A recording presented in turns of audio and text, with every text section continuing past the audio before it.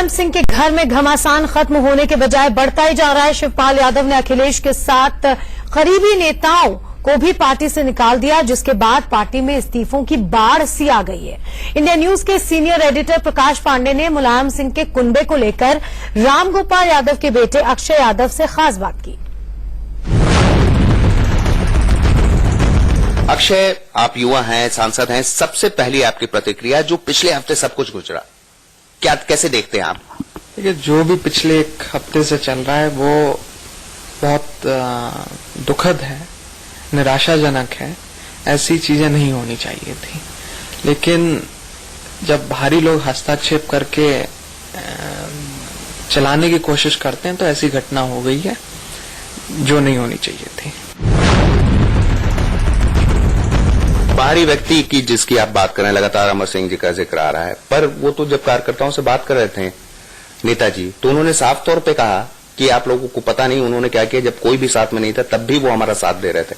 ऐसे में तो लगता नहीं कि अमर सिंह जी के खिलाफ कोई कार्रवाई होगी और इसी तरह से सब कुछ चलता रहेगा। जब नेताजी मुख्यमंत्री थे उसके बाद एक दौर आया जिसमें वो पार्टी में नहीं थे, और वो ऐसा दौर था जिसमें हम लोकसभा का चुनाव फिरोजाबाद हारे। शिवपाल सिंह जो यादव चाचा जी के जो बेटे हैं आदित्य यादव, वो जो मेंबर का चुनाव लड़े जसवंत नगर से, वो चुनाव हारे। और उस समय अमर सिंह जी के द्वारा बयान जो दिए गए, पार्टी के बड़े बड़े नेता थे, जो लीडर्स थे इसमें पार्टी में, वो पार्टी छोड़कर जा चुके थे।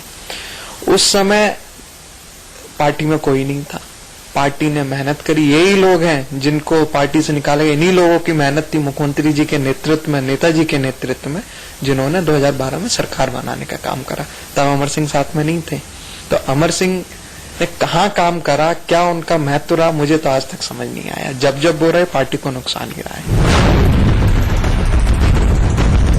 शिवपाल यादव जी ने जैसे ही पद संभाला, उन्होंने तमाम लोगों को बर्खास्त करना शुरू कर दिया। इन सब चीजों से लगता नहीं कि अभी भी मनमुटाव जो है खत्म नहीं हुआ है? भले ही ऊपरी तौर पे सन्नाटा है और थोड़ा बहुत नेताजी ने अपनी तरफ से कोशिश की।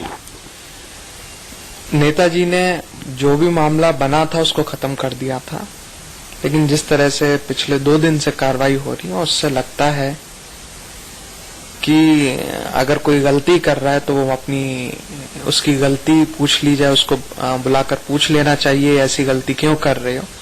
लेकिन जो पार्टी के कार्यकर्ता हैं जिनको आज निकाला गया, वो ऐसे कार्यकर्ता हैं जब समाजवादी पार्टी की सरकार नहीं थी 2012 में, उसके पहले मायावती की सरकार थी। उन्होंने उस सरकार में पिटने का काम करा, संघर्ष करा, लड़ाई करी और सरकार बनवाने का काम करा। अगर ऐसे लोगों पे कार्रवाई हो रही है तो मैं उसे गलत मानता हूँ। इस तरह की कार्रवाई नहीं होनी चाहिए थी। अगर गलती थी तो उनको बुलाकर एक बार बात करनी चाहिए थी।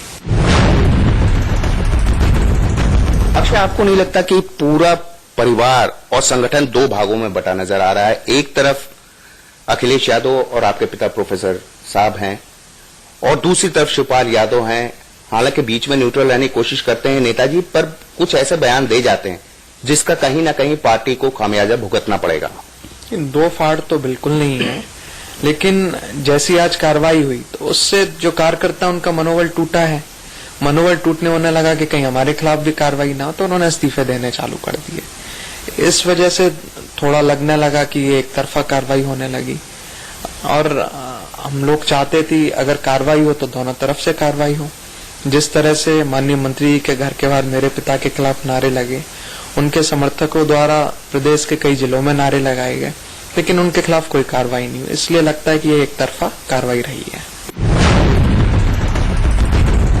2017 चुनाव के बारे में आपको क्या लगता है? आपको लगता नहीं कि ये जो पूरा सब कुछ प्रकरण हुआ उससे खासा डैमेज हो गया है पार्टी को, और इतना कम समय बचा है कि उस डैमेज से जो है उबर पाना पार्टी के लिए आसान नहीं होगा? मैं कह रहा हूं, जब तक मुख्यमंत्री को खुले मन से काम नहीं करने दिया जाएगा तब तक स्थिति खराब है। अगर मुख्यमंत्री को पूरी कमान सौंपी जाती है, वो फ्रंट में रहेंगे हर तरह से, तभी सरकार बननी संभव रहेगी।